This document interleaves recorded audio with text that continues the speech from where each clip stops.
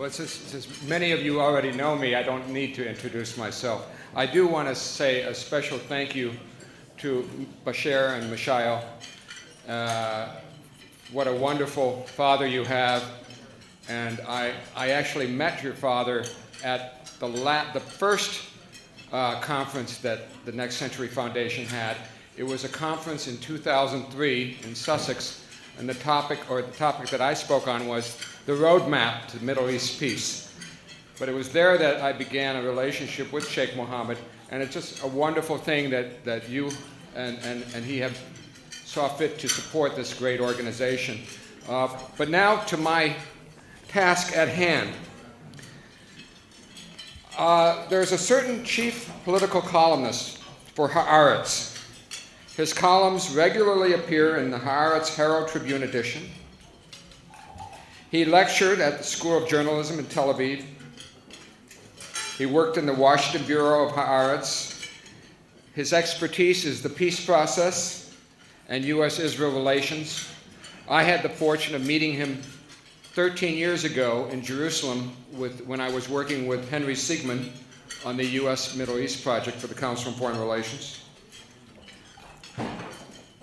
He was a diplomatic correspondent, and now he is a book writer. He's co-author of 2 books, a biography of Shimon Peres and The Lords of the Land, the War over Israel's Settlements in the Occupied Territories.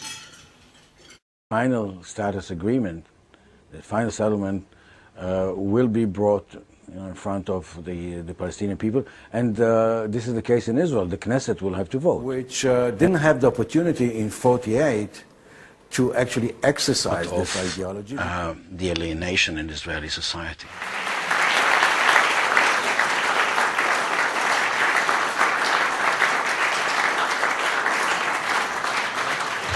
Thank you.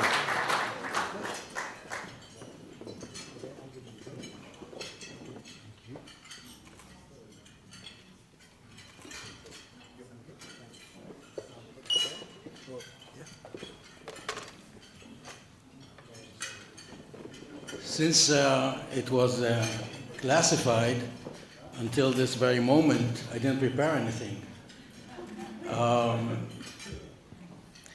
So first of all, thank you so much for being here tonight and honoring me.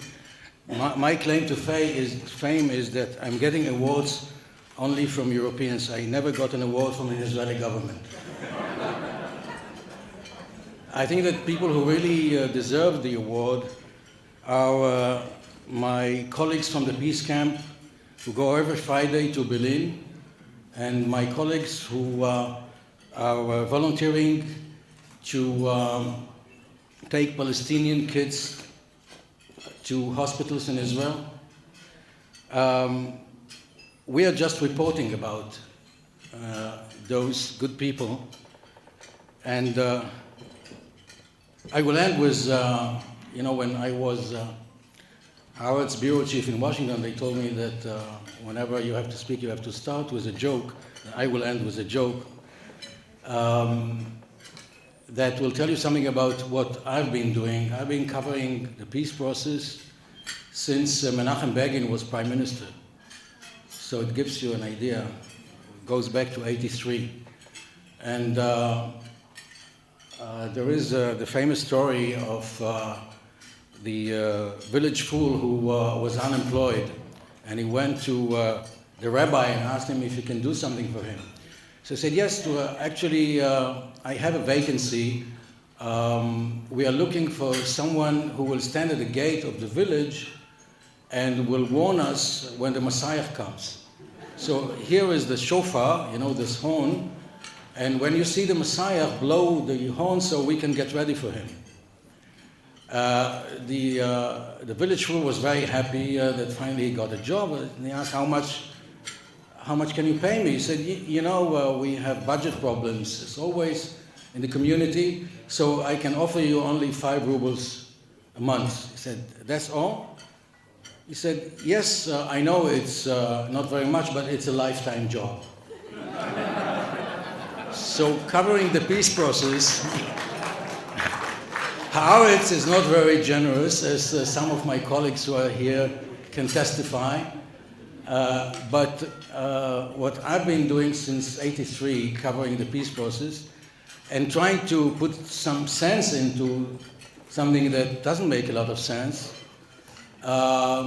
makes me still hopeful that before I retire, and it's not very far, I will be able to receive also an award from an Israeli government. Thank you very much.